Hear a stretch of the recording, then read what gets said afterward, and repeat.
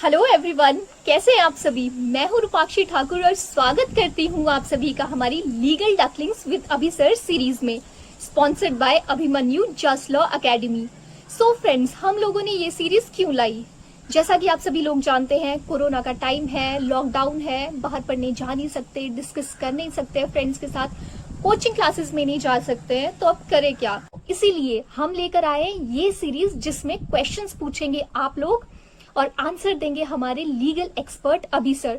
तो फ्रेंड्स, अगर आपके मन में कोई भी डाउट हो related to judiciary, APO, LLM या कोई भी एग्जाम, तो आप सभी हमसे क्वेश्चंस पूछ सकते हैं कमेंट सेक्शन में और उसका जवाब देंगे हमारे लीगल एक्सपर्ट अभी सर। तो फ्रेंड्स, देखते हैं हमारा फर्स्ट क्वेश्चन क्या है। तो फ्रेंड्स, आज हम लोग बात करने जा रहे हैं एक बहुत ही इंपॉर्टेंट और रेलिवेंट केस लॉ की, जिसका नाम है Rajesh Natwarlal Bangawala versus state of Maharashtra, 3 फरवरी 2015 बाय बॉम्बे हाई कोर्ट। तो फ्रेंड्स, इस केस में सबसे पहले जो पिटिशनर है हमारा राजेश, उसे बुक कर दिया जाता है करप्शन एक्ट के लिए, आईपीसी में चीटिंग और फॉर्जरी के लिए, और उसे प्रोड्यूस किया जाता है ऑन 5 अक्टूबर 2014 को judicial magistrate first class, Veerpur, Rajkot, Gujarat के पास। और उसके 2 दिन बाद उसे भेज दिया जाता है कस्टडी में सीबीआई की, और उसी दिन 7 अक्टूबर 2014 को उसे स्पेशल जज मुंबई के पास भेज दिया जाता है। तो फ्रेंड्स, मेरा क्वेश्चन यहाँ अभी सर से ये है कि जो 90 डेज का टाइम पीरियड दिया गया है under section 167 subsection 2 of CrPC, वो कब से काउंट होगा? क्या वो तब से काउंट होगा जब उसे प्रोड्यूस किया गया था judicial magistrate first class, Veerpur, Rajkot, Gujarat के पास, या फिर वो काउंट होगा तब से जब फर्स्ट डे उसे प्रोड्यूस किया था स्पेशल जज मुंबई के पास? But sir, suppose in this case chargesheet file होती है 3 जनवरी 2015 को, और उससे पहले फाइल हो जाती है बेल एप्लीकेशन, और जो हमारे लर्न मैजिस्ट्रेट है वो बेल एप्लीकेशन को डिसाइड ही नहीं करते हैं और उसे पेंडिंग रख देते हैं, और वो सीबीआई को कहते हैं कि चार्जशीट फाइल कर दो, और चार्जशीट फाइल करने के बाद बेल एप्लीकेशन डिसाइड होती है। तो सर, क्या ये प्रोसीजर जो मैजिस्ट्रेट ने अडॉप्ट किया है, क्या ये सही है? Hi Rupakshi and hello esteemed audience. Brilliant question and most expected in the coming judicial exams. Answer बहुत स्पष्ट है। जिस दिन पहली बार इलाका मजिस्ट्रेट के आगे एक्यूज को पेश किया जाता है, उसी दिन से 90 या 60 दिन को कैलकुलेट किया जाता है। यहां ये बिल्कुल मैटर नहीं करेगा कि उस मजिस्ट्रेट साहब के पास प्रिवेंशन ऑफ करप्शन एक्ट का मैटर होने के कारण तो कोई जुरिडिक्शन ही नहीं था। ये कॉन्स्टिट्यूशनल राइट है। कृष्ण लाल के आधार पर एक मजिस्ट्रेट को भी fundamental rights under article 21, 19, 14, 39A जो ऑल परवेसिव है सेक्शन 167 सबसेक्शन 2 सीआरपीसी की पावर्स को एक्सरसाइज करते समय उसका ध्यान रखना होता है। फिलहाल ये केस के जो फैक्ट्स हैं, ये Rajesh Natwarlal Bangawala versus state of Maharashtra से लिया गया है। 3 फरवरी 2015 को बॉम्बे हाईकोर्ट ने मजिस्ट्रेट साहब को डांट लगाई थी कि अगर एक्यूज ने विद इन टाइम आपको डिफॉल्ट बेल का एप्लीकेशन दिया तो you had no business to keep it pending and allowing the CBI to file chargesheet meanwhile. आपको देर एंड देन उसको डिसाइड करना था। ये डिफॉल्ट बेल इनडिफिजिबल राइट है। आप इस तरीके से किसी भी टेक्निकल ग्राउंड पे उसको खत्म नहीं कर सकते। वैसे राजेश खन्ना और राकेश रोशन दोनों हीरो हैं, और इसी तरह राजेश नटवरलाल का केस और राकेश पॉल का केस आपको याद रह जाएगा।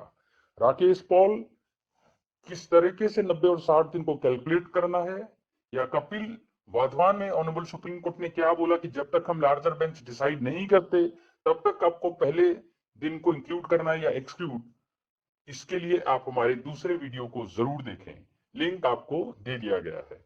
फिलहाल जाते जाते मैं आपको जो रिसेंट कंट्रोवर्सी आई थी ट्रांजिट बेल और ट्रांजिट एंटीसिपेटरी बेल दिशा रवि के केस में या टूल किट के केस में, और ये ट्रांजिट रिमांड का कॉन्सेप्ट या मेडिकल कस्टडी का कॉन्सेप्ट कोरोना के दौरान मजिस्ट्रेट्स ने ऑल ओवर इंडिया बहुत फेस किया।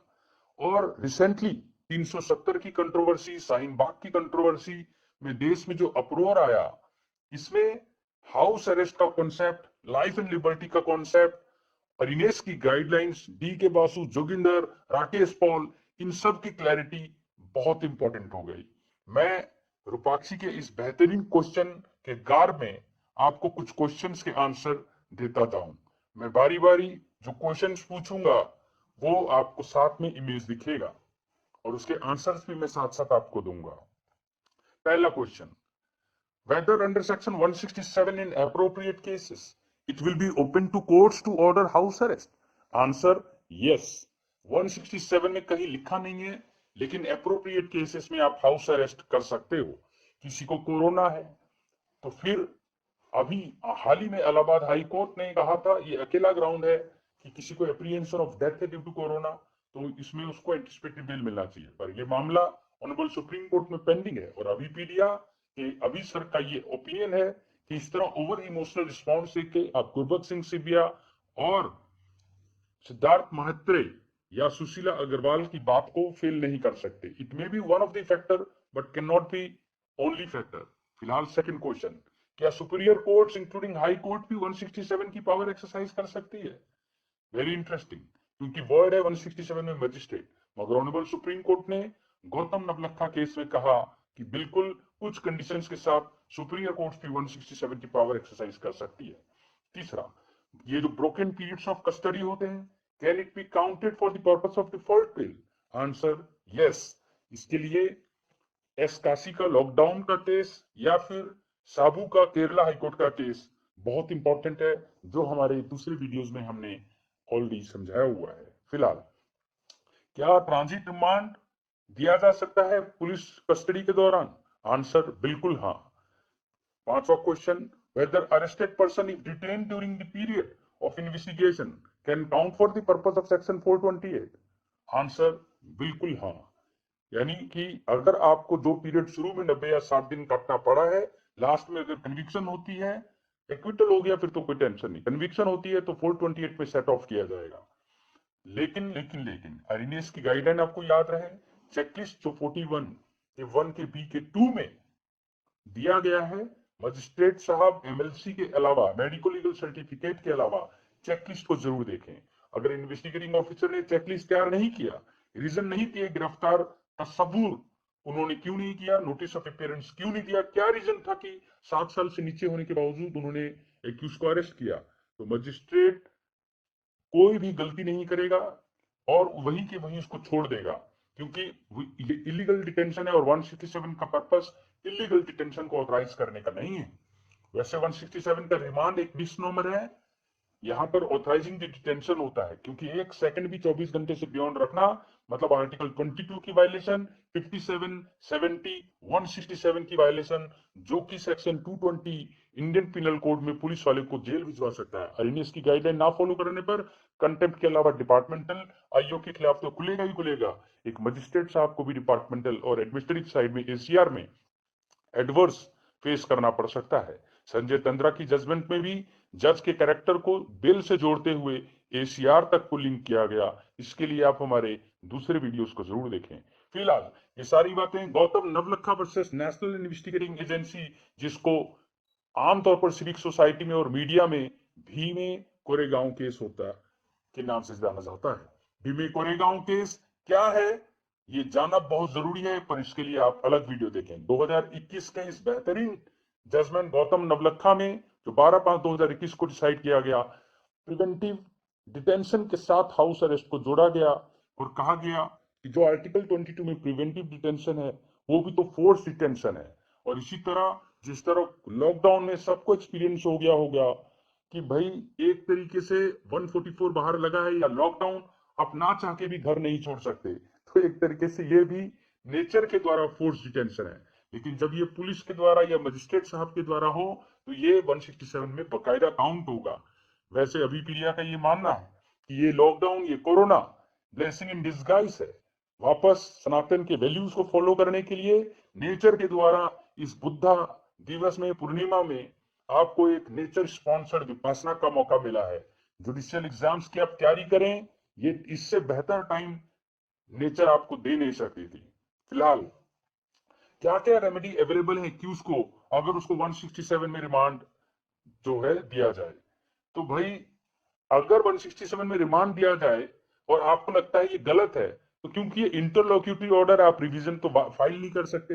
हाँ, 482 में इसको रूल आउट नहीं किया जा सकता, abuse of process of law अगर है, पर 397 में रिवीजन आया नहीं, तो जाए कहाँ? तो असली इसकी रेमेडी है, आप एक रेगुलर बेल फाइल करें 439, और उसमें आप लीगलिटी को भी चैलेंज कर सकते हैं रिमांड के। फिलहाल क्या एक रिट ऑफ हेबियस कॉर्पस लाई कर सकता है अगर 167 बिल्कुल गलत दिया गया? भाई केवल अगर जिम के कंडीशंस फुलफिल हो, जिम JIM, अरे अभी सर इसी तरह के एक्रोनिम्स और आपको नेमोनिक्स के थ्रू समझाएंगे। जिम का मतलब भाई जब जुरिडिक्शन ही नहीं है मजिस्ट्रेट की, कौन सी जुरिडिक्शन? क्योंकि 167 में तो विदाउट जुरिडिक्शन भी एंटरटेन किया जा सकता है। तो यहां पर मेरा मतलब है completely lack of jurisdiction to deal with remand, ना कि 167 वाले जुरिडिक्शन की हम बात कर रहे हैं। तो अगर टोटल लैक ऑफ जुरिडिक्शन है, और आई का मतलब एब्सोल्युटली इलीगल ऑर्डर पास कर दिया गया है, लाइक अरीनेस की गाइडलाइन फॉलो नहीं की, चेकलिस्ट नहीं बनाया, 41(1)(b)(2 को फॉलो नहीं किया, 41A का नोटिस ऑफ अपीयरेंस नहीं दिया, डी के बासु जोगिंदर इन सबको फॉलो नहीं किया, या फिर टोटल मैकेनिकल मैनर में बिना चेकलिस्ट देखे, ठीक है, बिना जस्टिफाइबल रीजंस ढूंढे मजिस्ट्रेट ने ऑथराइज कर दिया, तो डेफिनेटली एक एग्रीड पार्टी हैबियस कॉर्पस का रिट भी डाल सकती है। इसके अलावा कभी भी नहीं। क्या सुप्रीरियर कोर्ट्स और हाई कोर्ट भी 167 का पावर एक्सरसाइज कर सकती है, जैसा ऊपर कहा था? बिल्कुल, लेकिन ऑर्डिनरली नहीं कर सकती है। लेकिन वही जो मैंने बताया कि जब इस तरह की गलतियां हों, और ब्रोकन पीरियड्स को सेट ऑफ में करेंगे कि नहीं, ये भी मैंने आपको बता दिया कि बकायदा किया जाएगा, ठीक है। और अगर बिल्कुल टोटल डिफरेंट ऑफेंस है, कोग्नेट नहीं है, तो फिर वो पीरियड काउंट नहीं होता। इसके लिए दालमिया की जजमेंट, अनुपम कुलकर्णी की जजमेंट क्या है, आप हमारे अलग वीडियोस को जरूर देखें। भाई ये जो ट्रांजिट रिमांड दिया जाता है, क्या ये पुलिस कस्टडी में काउंट होगा या जुडिशियल? तो आंसर है पुलिस कस्टडी में।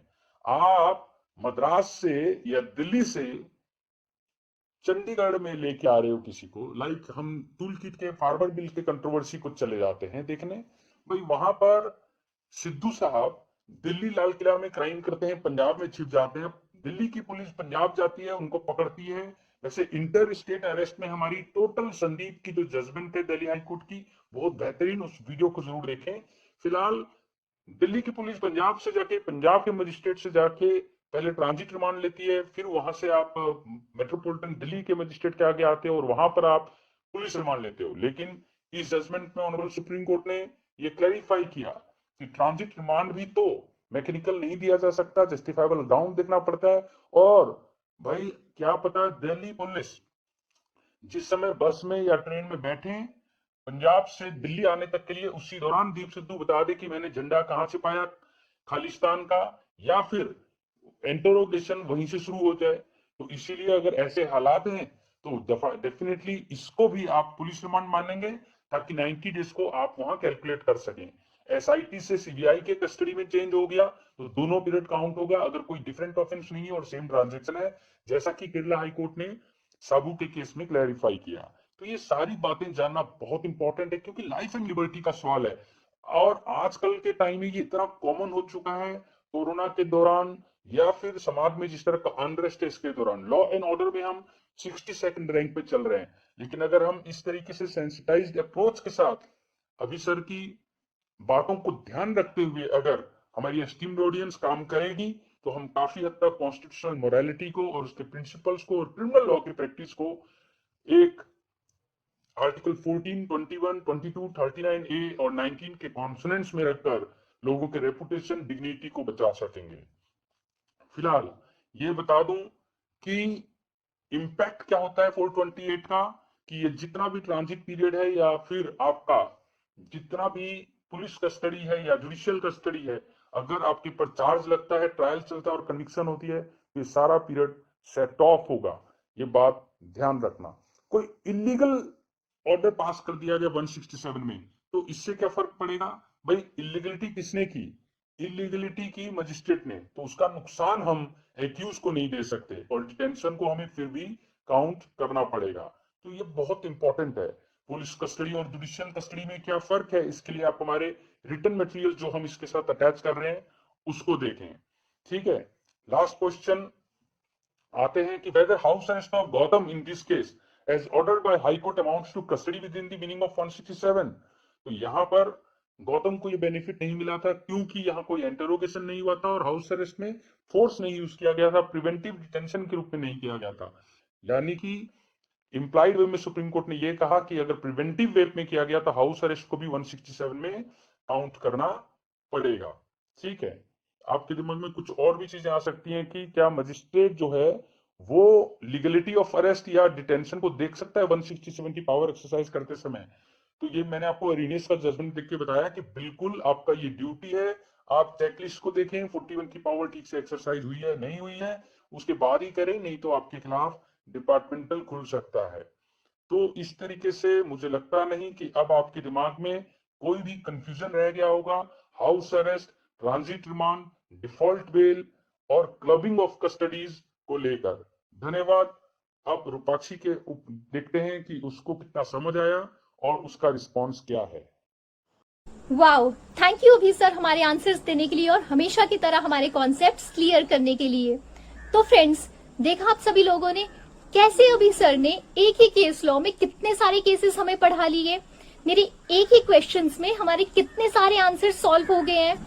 और इसी के साथ साथ अभी सर ने हमें बताया कि सेक्शन 167 ऑफ सीआरपीसी को हम कैसे पढ़ सकते हैं आर्टिकल 21 और 22 ऑफ कॉन्स्टिट्यूशन के साथ। और यही नहीं, कैसे एक हाई कोर्ट सेक्शन 167 की पावर को यूज कर सकता है एज अ मैजिस्ट्रेट। और इसी के साथ हमने पढ़े बहुत सारे केस लॉ, जैसे कि recent case law of Gautam Navlakha, of house arrest, Kesavananda Bharati case जो कि बहुत इंपॉर्टेंट है, एस कार्शी केस। फ्रेंड्स, हमें जरूरत है हमारा जुडिशियल माइंड अप्लाई करने की और हमेशा अपडेटेड रहने की। तो अगर आपके माइंड में भी है कोई भी क्वेश्चन तो आप उसे कमेंट सेक्शन में लिख सकते हैं। नेक्स्ट वीडियो में मैं और अभी सर लेके आएंगे आपके पास एक नया टॉपिक और आपके क्वेश्चंस के आंसर्स। तब तक के लिए thank you, take care, bye bye.